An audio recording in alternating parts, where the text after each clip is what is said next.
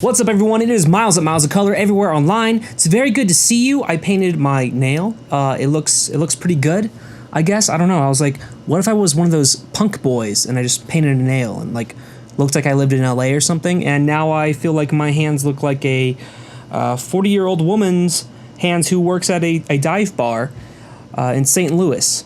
So that's where I'm at in life. For those of you who don't know, I'm a digital artist slash photographer, and today's video is about 5 essentials that I think photographers, specifically beginning photographers, could really benefit from. I know that when I was starting out as a photographer, I didn't know what the heck I needed to take photos and to do just whatever I needed to do as a new photographer, especially when taking on clients and just, yeah, like who knows what you need besides a camera? You're like, I need a nice camera and I take great photos because it's that easy. It's not that easy.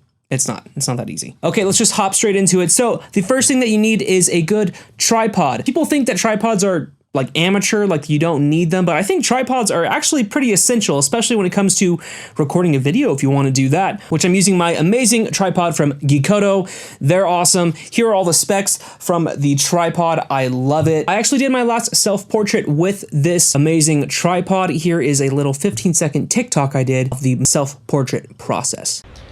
Camera, chair, photo on laptop, on TV, iPhone light inside box.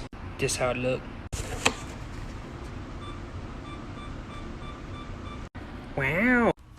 Wow. Wow, great stuff. You should follow me on TikTok and Instagram and Twitter, Miles of Color everywhere online. So yeah, tripod, you can use it for low light photography, self-portraits, landscape photos especially, long exposures. You can't do a long exposure with just carrying a camera unless you want, you know, a nice shaky image if that's the thing you're going for. Group shots, so if you're shooting like a wedding or an event or something, it can be really nice to have a tripod, just set it up, get everyone kind of composed how you want them, and then run over and like take the picture and take a few pictures and just not worry about the camera moving around or the people moving around. And with real estate photography, you typically take like a few exposures of the same shot and then combine them all together. So you really need a tripod to just set it there and have it do its thing. And I didn't really go into this, but for low light photography, if you have like a crop sensor camera and you just want to take some low light photos, but you don't have a very good sensor, no worries. A tripod, you could just set it up, place your model or whatever you want over there, set a very, very low shutter, put your camera's self-timer on for 2 to 5 seconds, click it, have that long shutter, boom, you're gonna get a nice crispy image without boosting the ISO and just getting all that noise. That shit sucks. Next is a portable external light. You can use these for night portraits, video recording, low light photography, aesthetic flair, or making objects glow, such as my friend Caleb. He makes amazing photos, super great composites and stuff, and he likes to get the lighting in camera and then do his compositing obviously in Photoshop, but he always uses a video light. This is the video light that got sent to me by Mivitar Falcon Eyes. Super crazy name. I'm excited to test this thing out on the weekend. I'm going to LA. My next video will probably be something about using these guys with portraits or just a behind the scenes video or something. So keep a lookout for that. But having a light this small with you in your backpack is nice to have because you can just use it to supplement whatever photo you're taking. If you're doing product photos or something, it's just really cool to have around. Next up, you need a nifty 50 lens. I'm actually currently using this lens on my Sony a7R Mark II. This is a $100 lens. I have everything linked in the description as well. All of the links for all these products are down there. And this is an amazing lens for beginning photographers. Really great for portraits especially, but I recommend just using this lens as your only lens. You don't need any other lens when you're starting out. Just to get used to the 50mm focal length, it's the most standard in the industry, and you're also going to get great results, great bokeh because it shoots at 1.8, so that's really good for a very inexpensive lens, and it's actually really bomb. I've used it on the last probably like 8 posts on my Instagram so far, including the self-portrait. 4, you need a good memory card. I'm showing the memory card that I use on the screen right here.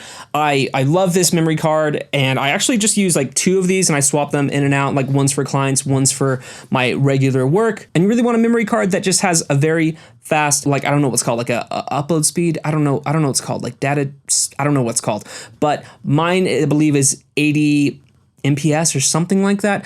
I don't know memory cards that well, but I was recommended this one and I love it. It's super awesome. It's 64 gigs, so that usually holds like quite a few shoots for me. And especially if you're a new photographer, you don't need much more than 64 gigs, although you can bump it up to 128 gigs if you want to be super extra. And then last, you need a big ass hard drive for your computer, something that's going to just store all of the information from your camera, all the videos, all the pictures and everything. Trust me, it's going to fill up your computer really quickly. If you're just using your computer hard drive, unless you have like 4 terabytes on your computer, it's going to fill up super quick. So I highly recommend getting a hard drive. I am showing mine on the screen right here. I love this thing. It's been really awesome. I've gone through quite a few hard drives. I use about 2 terabytes a year typically because my camera has 42 megapixel pictures, which is like after a shoot, that's like 8 to like 20 gigs of memory. So imagine just dumping that onto my computer every single day. It fills up quickly. So get a nice hard drive and you're good to go. Okay guys, so that was it. That is the 5 essentials that I recommend for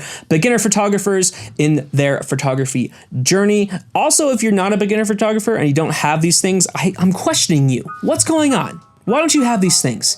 Anyways, guys, thanks for watching this video. I'm Miles at Miles of Color everywhere online.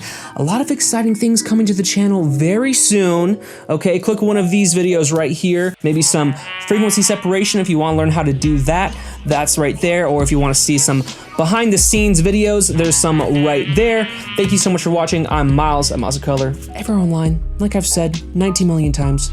Follow me on Instagram. I love you. Goodbye.